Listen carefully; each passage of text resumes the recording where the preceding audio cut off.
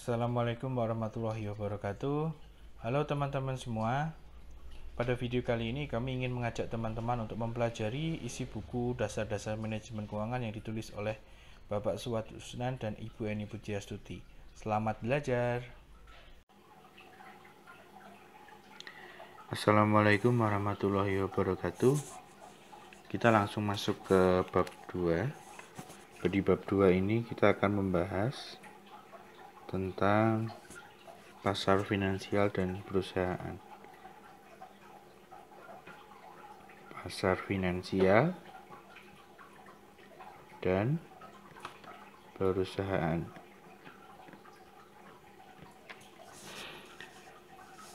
Yang pertama adalah kita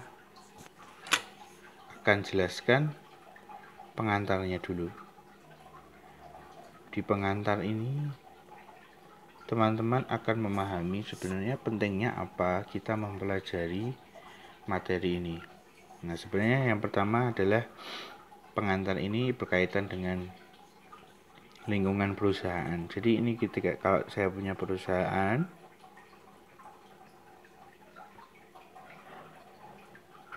itu dia kan hidup tidak sendirian, ya. Dia tidak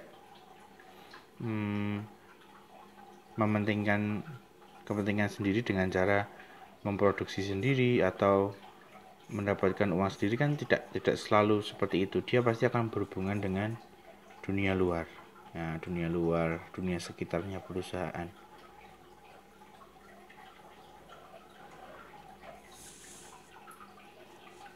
Seperti apa sih sebenarnya dunia luar perusahaan itu? Nah, itu akan dibahas di poin yang kedua, yaitu mengapa pasar finansial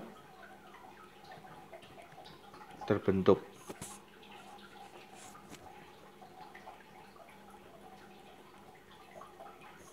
Kenapa kok bisa terbentuk ya, teman-teman? Begini, di dalam sistem keuangan itu ada namanya kelebihan dana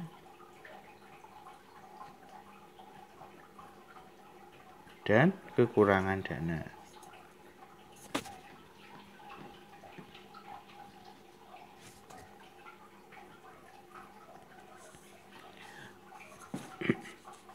Kelebihan dana ini, misalnya kalau kita punya gaji, sisa, mau dikemanakan uangnya? Kan pertanyaannya itu ya. Kalau kita kekurangan dana bagaimana? Kita mau investasi tapi nggak ada duitnya. Biasanya kalau perusahaan apa? Utang gitu ya, paling ngetren.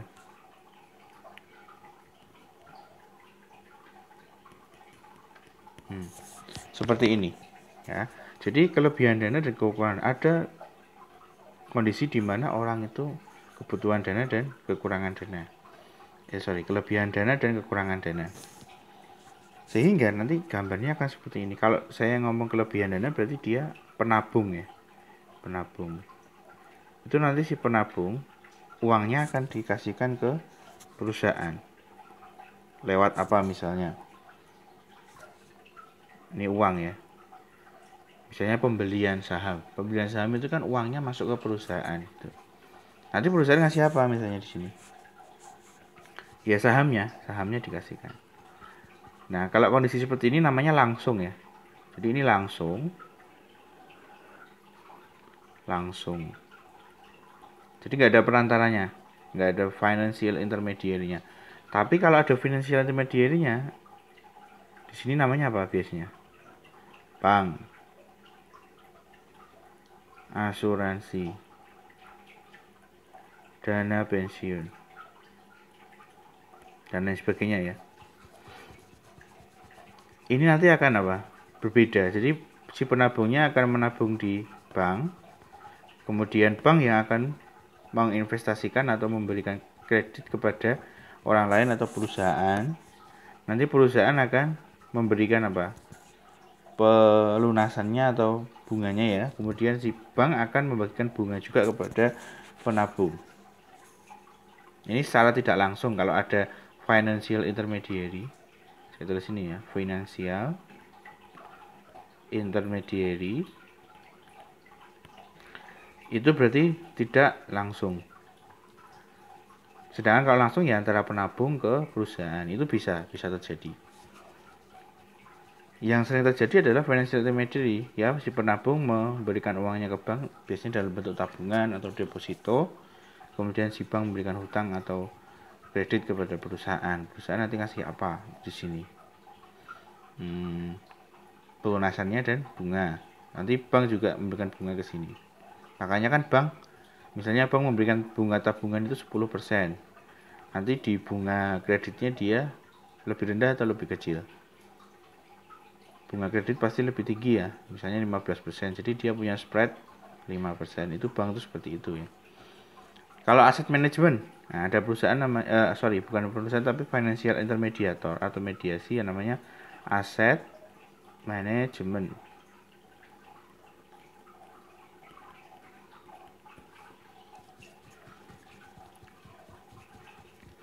Aset management ini adalah perusahaan yang atau financial intermediator yang bergerak dalam bidang pembelian reksadana biasanya.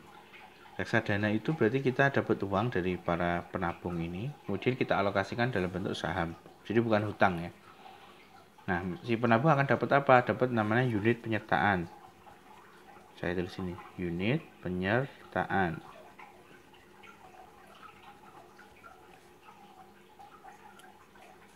Dapat unit penyertaan, terus kemudian si aset manajemen dapat apa dari sini?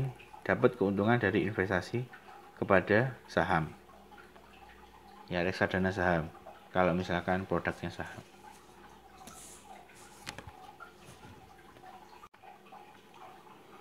Dalam sistem skema seperti tadi, ya, ada dua proses utama. Yang pertama namanya intermediation process.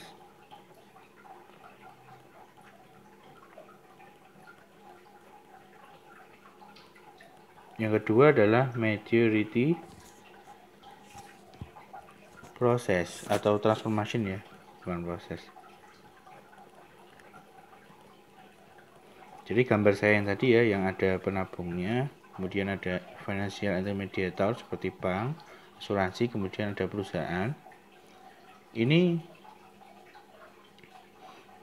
bentuknya adalah intermediation process, ada penengahnya ya, ada penengahnya. Tapi maturity itu apa? Maturity itu transformation adalah perubahan dari jangka pendek menjadi jangka panjang. Ke jangka panjang.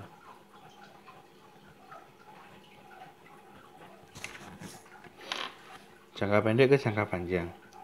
Kenapa kok bank bisa seperti itu ya? Misalnya kita nabung, tabungan itu kan jangka pendek ya. Sedangkan kredit yang diberikan dari bank kepada perusahaan itu bisa jadi jangka panjang juga.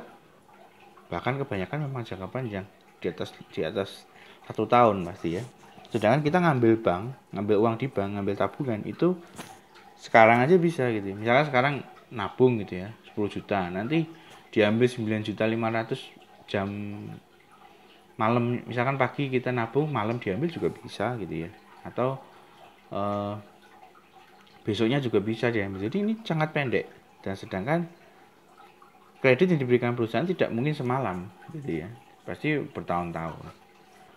Nah, kemudian kenapa sih kok bisa seperti ini ya bank ya?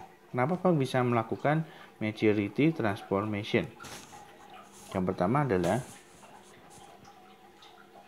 orang itu percaya bahwa di bank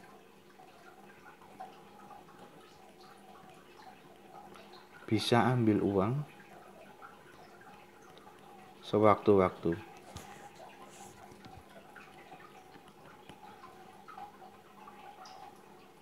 Justru ini akan membuat orang tidak ambil uang. Besok kan bisa diambil. Nggak harus sekarang. Itu justru membuat orang akan menunda pengambilan uang mereka gitu loh. Ya. Yang kedua adalah ada istilah namanya the law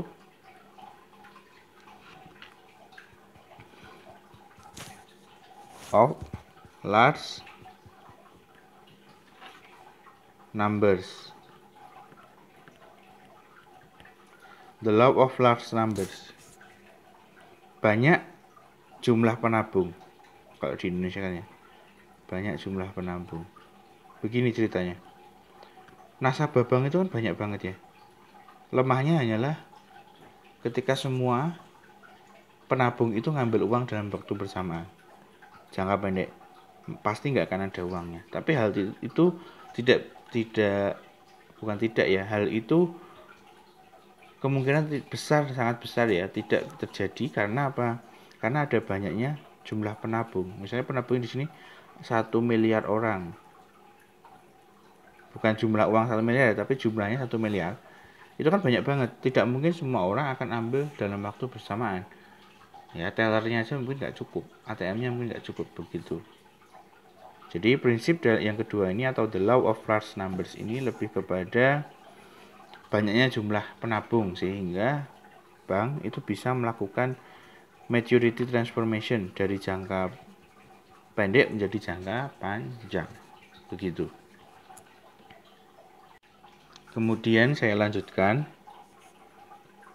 Yang ketiga adalah lembaga keuangan. Di buku sudah dituliskan banyak sekali lembaga keuangan, jadi teman-teman bisa cek di buku tersebut ya. Kalau belum punya bisa beli di marketplace, Shopee, Tokopedia, Bukalapak, banyak ya. Silakan dicari. Di situ ada tulisannya lembaga keuangan banyak banget. Nah, silakan dibaca di situ. Nah, di sini di poin ini saya akan menjelaskan sedikit ya, yang intisari yang bisa diceritakan di poin yang ketiga, yaitu yang pertama adalah perusahaan yang tadi sudah saya jelaskan itu ya, itu nanti akan milih pendanaan yang paling murah dan mudah.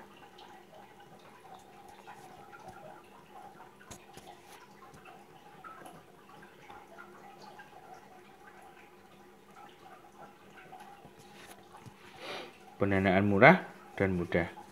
Yang kedua adalah jangka waktunya paling lama atau paling sebentar. Jelas paling lama, karena kan dia yang butuh uangnya dan bisa kembalikan dengan waktu yang lebih lama. Kebanyakan seperti itu. Tapi sebenarnya kedua hal ini kalau kita bisa cek di pasar itu dia tidak akan bisa ada. Artinya pasar yang baik itu justru tidak ada yang murah, tidak ada yang mudah, tidak ada yang jangka waktunya lama. Semuanya itu hampir sama, tidak ada perbedaan yang sangat signifikan. Kenapa? Hukum supply dan demand, teman-teman semua. Perusahaan pengennya untung seperti ini, tapi kan bank juga nggak mau rugi, gitu. Jadi financial intermediator atau bank atau asuransi juga nggak mau rugi, dia juga pengen untung, sehingga ya pasti ini tidak akan berbeda signifikan antara satu bank dengan bank lainnya gitu. Sehingga dalam pasar yang baik justru kekuatan supply demand-nya akan membuat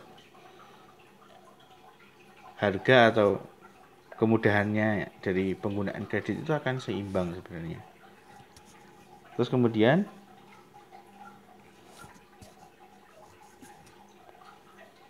instrumen jual beli yang terdapat dalam pasar keuangan itu banyak banget. Dan instrumen ini ditujukan untuk apa? Untuk diperjualbelikan, sehingga nanti akan muncul supply dan demand. Jadi nalarnya itu seperti ini. Misalnya saham ya. Kenapa kok saham itu bisa dibeli? Ya karena dia adalah instrumen jual beli. Kalau dia instrumennya jual beli, itu sama kayak barang-barang yang ada di pasar. Ya, dia akan terbentuk harganya oleh supply dan demand. Misalnya permintaannya tinggi ya jelas, nanti kuantitas yang diminta akan tinggi juga gitu. Ya, kemudian supply penawarannya. Kalau penawarannya tinggi, harganya bagaimana? Artinya banyak yang jualan toh. Kalau banyak yang jualan, harganya pasti turun gitu loh. Jadi tergantung kondisi dari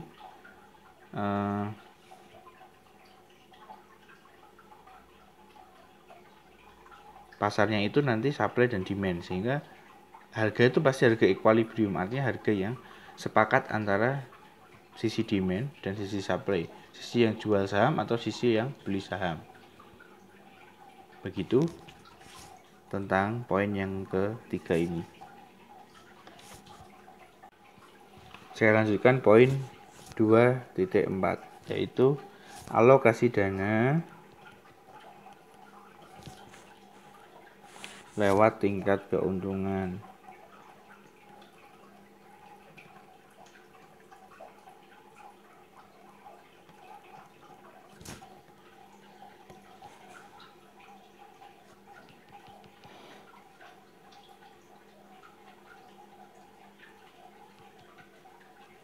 Oke teman-teman, di dalam dunia keuangan atau pasar keuangan ada namanya risiko. Jadi nanti kalau misalkan kita mau memilih instrumen investasi atau pendanaan, pasti resikonya pengen yang rendah. Tapi resiko yang rendah biasanya akan keuntungannya juga rendah.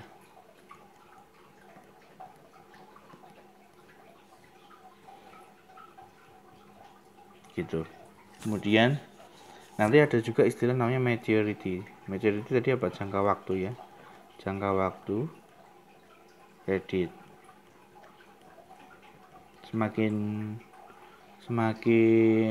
tinggi atau semakin panjang, maka bank akan menuntut, kalau di sisi kredit ya, di sisi kredit bank akan menuntut bunga yang tinggi juga karena resikonya tinggi.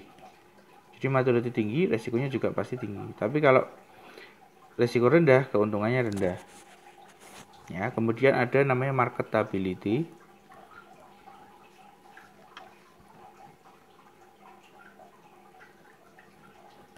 Marketability itu seberapa besar kemampuan sebuah instrumen itu diperjualbelikan. Ya, maksudnya banyak yang jual nggak sih gitu loh. Kalau banyak yang jual ya harganya gimana kelihatannya. Kalau banyak yang jual, maka harganya pasti murah, ya. Harganya pasti murah, gitu.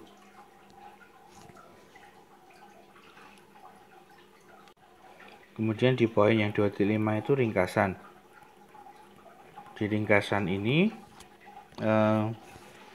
perusahaan itu akhirnya apa? Dia butuh pendanaan. Tapi yang namanya biaya dan jangka waktu tidak bisa yang terbaik gitu ya. Misalkan kalau kita di pasar atau di mana kita butuh barang A itu kualitasnya lebih baik daripada barang B. Sementara di pasar keuangan tidak ada seperti itu. Artinya satu produk bank A misalnya, bank A punya satu produk, kemudian bank B punya satu produk lagi, itu biasanya akan identik, dia tidak akan terlalu jauh berbeda. Sehingga yang namanya biaya murah dan jangka waktu ini akan sangat sulit untuk ditemui di pasar yang efisien. Kemudian kalau naik seperti ini, artinya bunga itu bisa naik turun secara seimbang. Celakanya kalau perusahaan akhirnya menggunakan bunga tetap, artinya dia akan membayar dengan bunga yang sama setiap tahun ya, setiap tahun bunganya akan sama. Nah, kemudian si banknya bagaimana? Ya, padahal kalau misalkan bunganya ternyata turun, harusnya turun, berarti kan perusahaannya bayar bunga kemahalan ya teman-teman. Karena bunganya misalkan ya, bunganya ini 5 juta, ternyata 3 tahun lagi harganya adalah 3,5 juta. Nah, otomatis kan si perusahaan terlalu banyak membayar bunga sehingga ketinggian. Makanya yang namanya bunga itu sebaiknya adalah fluktuatif, bukan tetap. Nah, itu isi ringkasan dari buku tersebut. Terima kasih teman-teman yang sudah mempelajari video ini. Silakan teman-teman bisa beli bukunya kalau pengen membaca lebih dalam lagi. Di sini saya menjelaskan secara simple, sederhana, apa poin-poin yang penting. Nah, tapi ya isi lengkapnya ada di buku manajemen keuangan. Jika ada pertanyaan atau masih ada yang belum jelas, silahkan ditulis di komentar. Terima kasih. Assalamualaikum warahmatullahi wabarakatuh.